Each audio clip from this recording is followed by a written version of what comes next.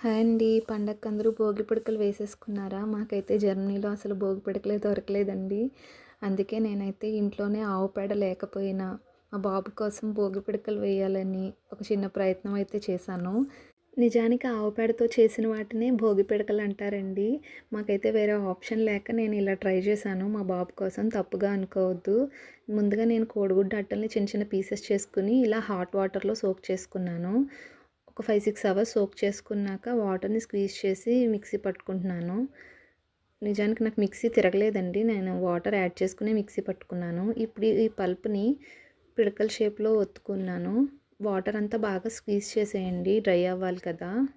మీకు తెలిసిందే కదా! మాకిక్కడ ఫైర్ నాట్ అలౌడ్ అండి. అందుకే నేను మినీ భోగి పిడకలాగా చిన్న చిన్నవి చేశానండి. ఇంకా పెద్దవైతే ఒక 4, 5 చేసుకున్నానంతే.